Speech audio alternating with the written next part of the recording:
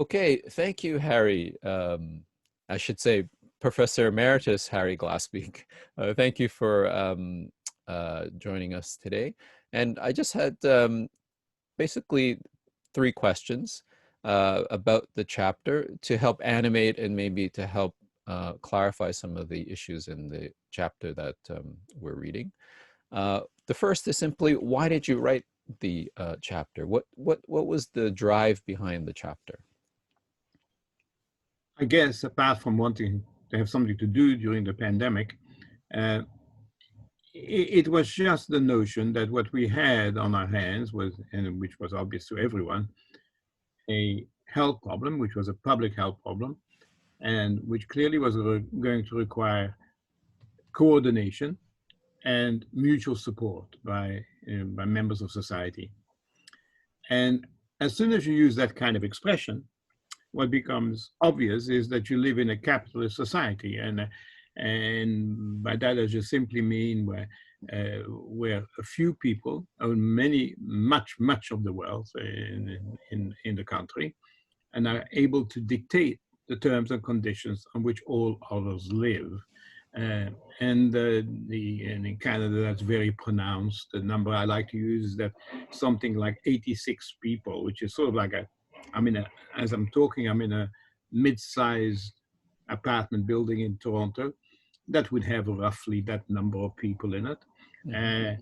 And that number of people have as much wealth in Canada as 11.4 million people at the bottom of the ladder do. And that basically is all of the cities of Toronto, Montreal, and Vancouver versus one's relatively modest apartment building. Mm-hmm. The imbalance is gross, and it's gross everywhere in capitalist nations. And what becomes obvious as soon as you start thinking about mutuality and coordination is that capitalists are not in it for those purposes. But because it is the system by which we live, it pervades every aspect of our life. And so we think in terms that capitalism needs us to think to perpetuate and maintain its life. And so this is an opportunity. At the same time as it's a dreadful situation, it's an opportunity for people to rethink what it is that they're asked to support, to perpetuate and maintain, the ideas and that permeate their lives, the conduct in which they engage, which seems so natural to them on a daily basis. All of a sudden, capitalism stands revealed. So that's what motivated me, because several things became instantly obvious. One, capitalism, we had a lack of personal property equipment, hospital space, medical staff, masks. We had difficulty about getting tests. All these things that you think, especially in advanced capitalist nations, would be readily available, not there because, well, they were not there because capital could see no profit in them until they were demanded. Yes. And what's more, capital was already at a low ebb because there had been a falling rate of profit now, and certainly you can date it from the financial crisis 2007, but probably long before that. There was a huge amount of public debt and private debt, and capital had been cashing in. Just around the time of the pandemic, something like 15% of all stocks and paper values were cashed in by capitalists who wanted to take a quick profit before the guillotine was going to come down. Yes. So there was a lack of capital. There was no investment. People were already struggling. So in that context, what seemed to me obvious is that you wouldn't get any help. There was an irresponsibility. That is, no one felt responsible for the lack of facilities that we were going to need, and because there'd be no investment in it. And there was also a sense of irresponsibility. Nobody was going to provide it and provide any of that. So government was going to have to step in as usual, which in effect means us in one way or another. That moment, I think, impelled me to scribble down a few thoughts of that nature, that about the irresponsibility of capitalism, the selfishness, and you saw it in anecdotal ways. Some well-placed capitalists instantly took advantage of the of the offers on hand, as government starts saying, we got to keep the economy going, so a meaningless phrase, but everybody uses it.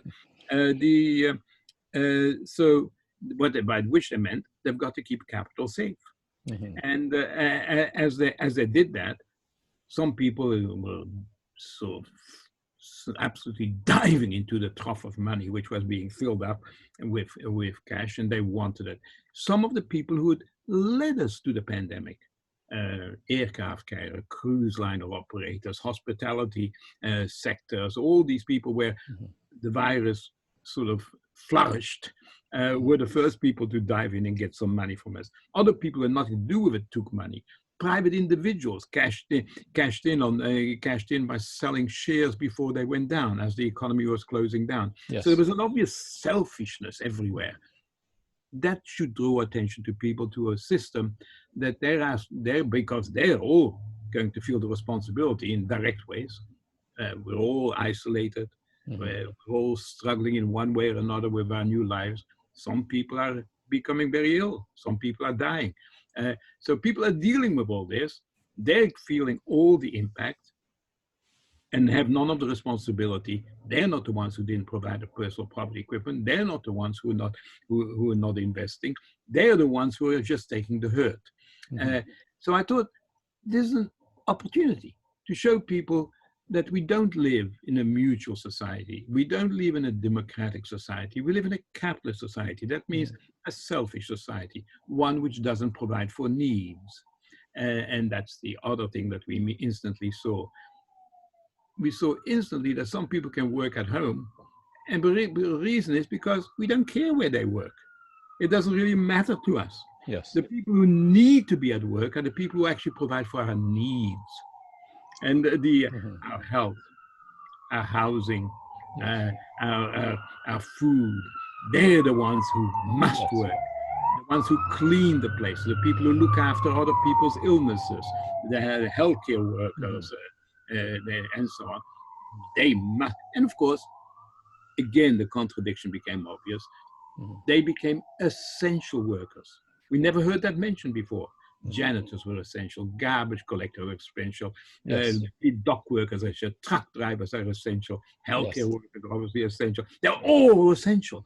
And nobody ever mentioned it before. Before that, we said hedge fund managers are essential, tax lawyers are essential, corporate lawyers are essential, video makers are essential, and so on. And CEOs, yes. And if they all stopped working forever, well, nobody would care.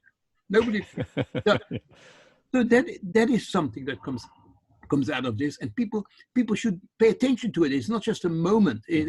I'm hoping that people say, gee, we live in a strange world. Why are these people, these non-essential people, get paid so much? The essential people, so little. Why are the non-essential people given so much status, not just money, but status and influence, and the essential workers, none? And is there something wrong with this capitalist society? That's the question that arises. Another issue that arises out of that, which seems to me self-evident, I'm afraid, is not in the deep insight, but it's something that I want people to think and talk about. And if I can contribute to that, I'd be very happy. It is that there is a difference between providing people with things and services and providing people with needs. And there is a difference in society between what we need and what we're taught to ask for, like the latest 5G gadget, right? Is something we really must have. We stand in queues for it. But what we really need is food. And, and there is a big difference. There is a big difference. And capital doesn't provide for that unless there is a profit to be made. If there's a profit to make, and we see that again comes out of the discussions we have daily. We have people. We need a vaccine, and we need personal property, personal protection equipment. And those are the two needs for the next pandemic. We're told every 5 minutes. So capital's got the wherewithal. We rely on private wealth to do these things for us in our society. Yes. Are they going to do it? No, not unless they get paid. Yes. You see, that's the first thing they tell us. If you pay us, we'll do it. Yes. If you don't pay us, screw you.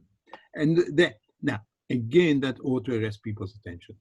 That ought to be something to ask them to think about what kind of a system is it that the people who have the capacity to provide things for us will not do it unless we bribe them, right? Whereas we would do them.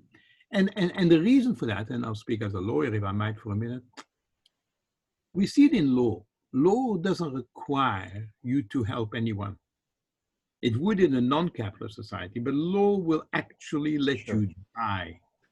It's okay to let people die. And so the example I used when I used to teach this sort of stuff a long time ago was if you walk past a little puddle, and a 6-inch puddle, and there's a baby face down in the puddle, Oh, but you've just goodness. put your shoes. You don't want to get your shoes wet, so you watch the kid drown. Now, that is horrendous thought. Everybody would say that's terribly wrong. It's true. It is terribly wrong. It's not even an arguable case, right? But the law says you've done nothing wrong. True. Law doesn't require, unless you're a police officer or a parent. Mm-hmm. When you have a duty towards the baby, nobody else does. Mm-hmm. Right? And nobody else does. And that's because in capitalism, if we gave people a duty to help each other, we couldn't have capitalism. And then, yes. If we actually had a duty to help each other, mm-hmm. then these conditions would not arise. That ought to arrest people's attention, that we live in a society where we are demanding coordination, mm-hmm. we're demanding cohesion, we're demanding mutual support, and we have the expression that politicians love, we're all in this together.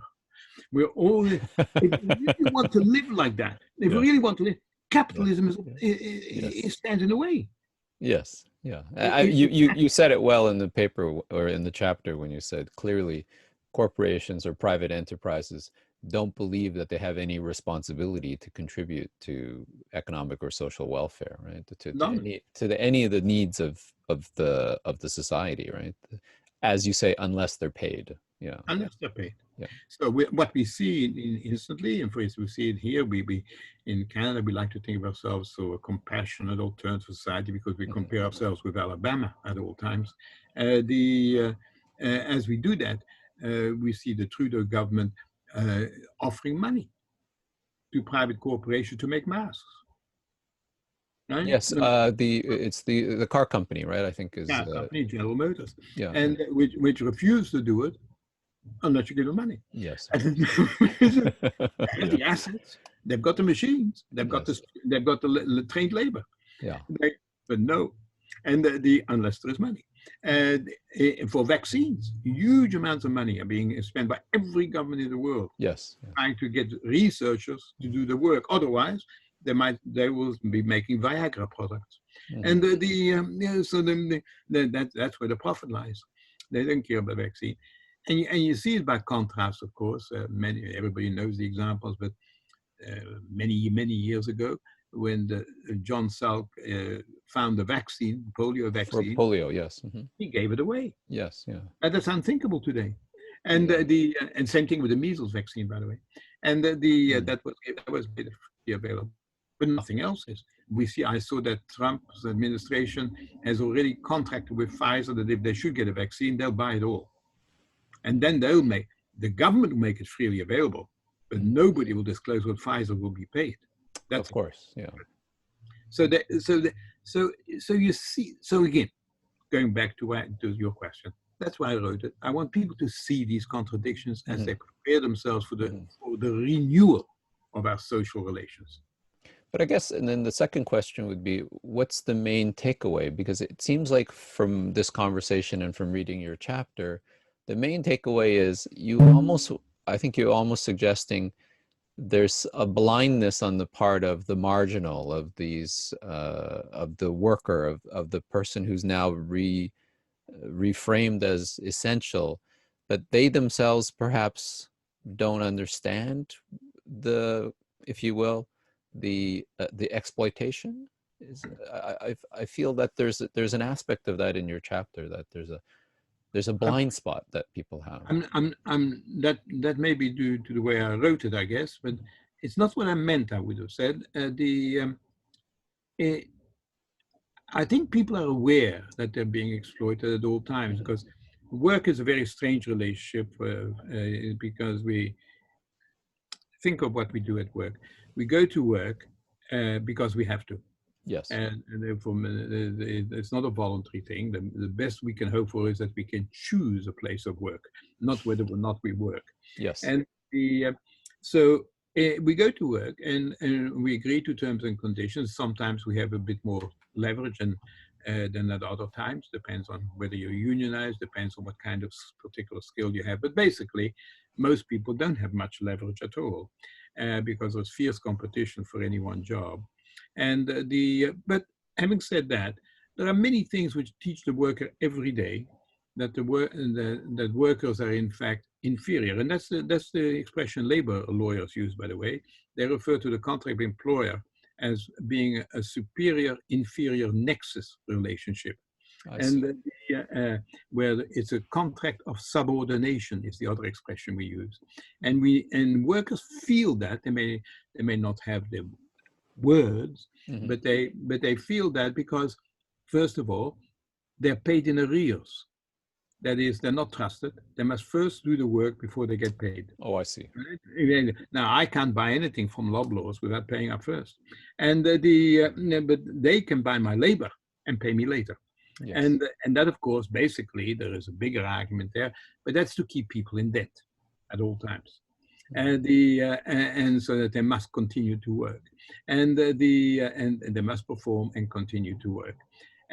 Secondly, they're told what to do, and if they don't do it, they will be disciplined. And I use the word, you're a criminologist, I use the word carefully, is discipline and punish. And in a unionized setting, it's a very finely gradated set of disciplines. You may be suspended for a day. You may have to apologize. You may have to go treatment for alcohol taking, or you may, of course, be sacked.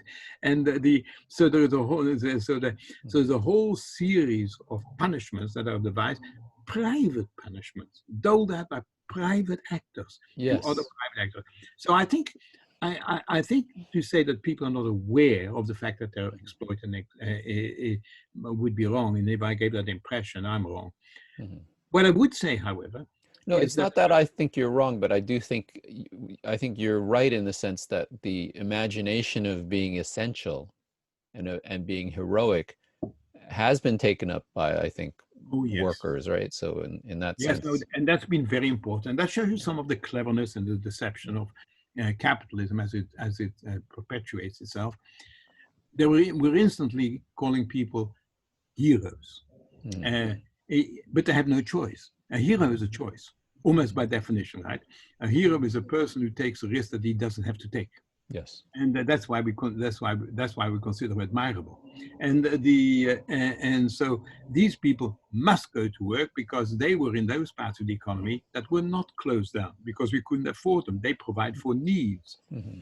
And as opposed to wants, and they had to go to work. And if they didn't go to work, they would not get unemployment insurance. Yeah.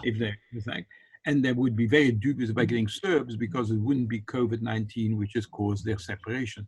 Yes. And so the people are actually forced to go to work. So I think those people know full well that they're going into a place of increased risk, mm-hmm. and that they're not allowed to refuse. And in fact, in Ontario, I'm not sure what happened in BC, in Ontario at one stage about mid-March, there had been 213 work refusals, each single one of which had been turned down by the Ministry of Labor. Oh, really? Yeah, every really. Single one turned down. Every wow. Single one, not one succeeded. Mm-hmm. And so people then were called heroic, and we banged pots and saucepans in goodwill towards these people who were providing for our needs, but they were in danger, heightened danger, which was not recognized, and they were forced to go to work. So those people must feel that, but I would go on to say, what they also feel is they need the work. So they will ask for it. They will need to work. There is nothing else for them. They must go to work. Of course. Yeah. And for instance, here is a number from Ontario, Toronto, in fact, not that BC has done so much better on COVID-19 than Ontario. So it would not be the same in British Columbia. Mm-hmm. But here in Ontario, in Toronto, we have a segment of the city which they call the northwestern quadrant in popular discourse at the moment, but basically where poor people live, and Yes. mostly racialized, Hmm. non-white racialized people, and they are most of the essential workers, and they Hmm. travel, and they don't have cars, they can't afford the insurance, so they go on the transit, which is quite dangerous. They spend 1 to 2 hours a day on transit, Oh, on public goodness. Yeah. transport. They go back to dense, crowded conditions. Hmm. Their families are at risk, and they need the work. So when people talk about opening up the economy, workers who need the work because they're reliant on capital's wealth to be invested, because we have that kind of a system, Hmm. will cheer it on. Now, there, of course, also the people who are, how shall I put it, hedonists, who want to go to the pub and who want to eat at their fancy restaurants and want to go dancing again and smoking, Yes. and all of which are perfectly all right with me. But the fact is, they want the economy to open up because they're self-indulgent. They probably need all work at home. And they're the kind of people who jog in a park. I've never seen a real worker jog in a park myself, by the way. Anyhow, that's They're too tired for walking home from the bus stop. exactly. Yes. Yeah. Yeah. So Harry, so what would be something that you would write differently now? Because it's you submitted the chapter in May, so Yeah. some things have changed, right? June, July, we're nearing Well, August. I think what I now would do, I'd be quite pessimistic. I think if I wrote something, and I haven't, I think it stopped me from wanting to scribble about it. Uh, I think what's happened is this drive to open up again Yes. is become so transcended. So even amongst the working class, that they need to go back to work, and there's fatigue, I guess, of Hmm. social isolation. Hmm. That's it with social isolation, which is also very real. I think people are willing to go back to what was, even though they have felt for a moment it was all wrong. So that so that they may accept the same structure, which Hmm. fragments them, right? I mean, I think the genius, it's a benign word for what I think is quite evil, but the genius of capitalism is that it keeps us isolated from each other. So Sure. there are people who fight on Black Lives Matter, and other people fight on gender issues, and other people who fight on the minimum wage, and other people who fight on the Yes. lack of rental housing, and they each have the same enemy, but none of Yes. them recognize how the others are involved with them. Environmentalism is probably the best example because it's transcendent, and yet it's carved up into tiny little fragments. Sure. I was hopeful when I wrote this short little piece, that if people could see that that capital was not fragmented, we were, the other side Yes. of the world was, Yes. that they would demand that when we go back differently. Hmm. I'm not seeing that happening. I'm seeing everybody being cut up again as they Hmm. striving for it. There are little hopes.